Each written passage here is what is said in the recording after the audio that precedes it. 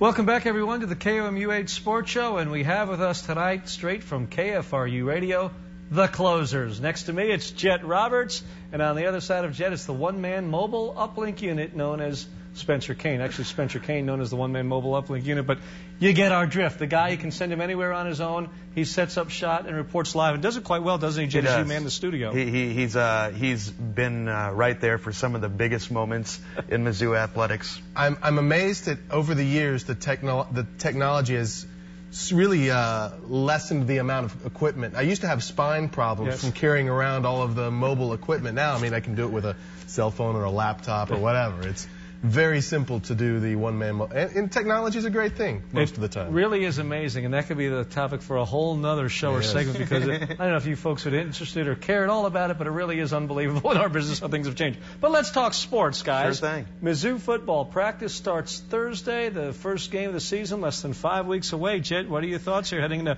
preseason Tiger football camp? It's amazing. I'm just ready to get it on. I'm telling you, basically 75%, I think, of the two deep coming back to Mizzou. So we saw what they were capable of last year, positively and negatively. I think this year there's going to be a little bit more positive, and I'm just ready for Illinois. I can't even tell you how excited I am. Spencer, the team won 8 last year. What do you think this season? I think that's got to be your baseline where you're coming from. Where the schedule lays out, it's pretty tough, especially with that 4-game stretch right in the middle. Starts with a game at Texas A&M, Oklahoma, at Lincoln, Nebraska, and that game. I mean, which one is bigger, the Oklahoma game here or the game up in Lincoln? I'm not sure. And then at Texas Tech as the cherry on the horrible schedule Sunday. That's a tough stretch.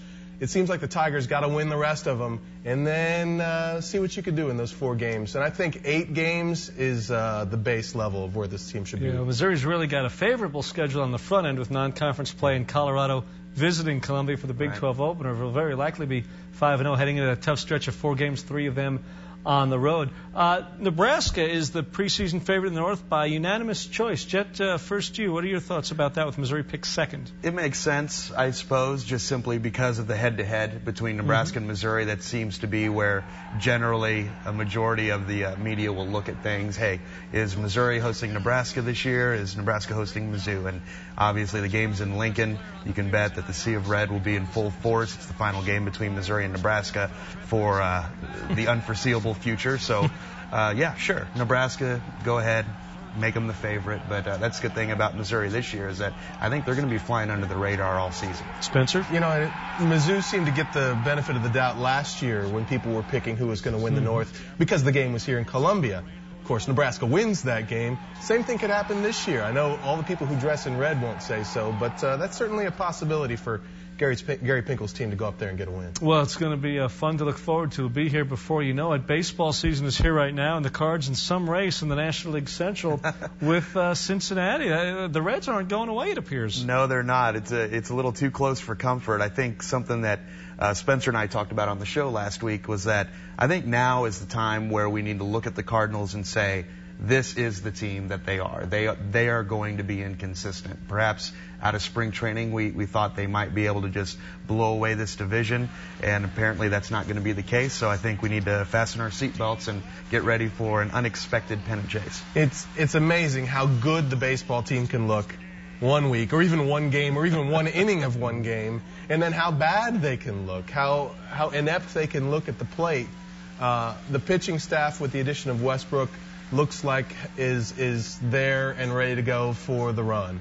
Now, can the bats keep up with things? Because the bats have been underwhelming and underperforming all year long, and that's really where the tale's going to be told for the St. Louis Cardinals. How do they perform offensively down the stretch? Well, the 3-team trade made over the weekend with St. Louis, San Diego, and Cleveland sends Ryan Ludwig, the outfielder, to the Padres from the Cardinals, and St. Louis gets from Cleveland veteran right-handed pitcher Jake Westbrook, so there he is, and he'll take over, and I think he's a good pickup, especially to be your 3rd or 4th guy, certainly behind Carpenter and Wainwright, and maybe lefty Garcia too, if you want to call him your 4th pitcher, a veteran who had playoff experience and success with Cleveland years ago, ground ball pitcher. I mean, I think this is a really good pickup. You know, not an ace for the Cardinals, but a veteran major league starter. Yeah, I love the deal. The last few weeks, it seemed a lot of Cardinals fans really wanted to get Roy Oswalt. They were kind of throwing their name in the hat for Cliff Lee, and the entire 2 or 3 weeks that we were on the air with this, I really was steadfast, and we don't need an ace on this team. We have 2 aces,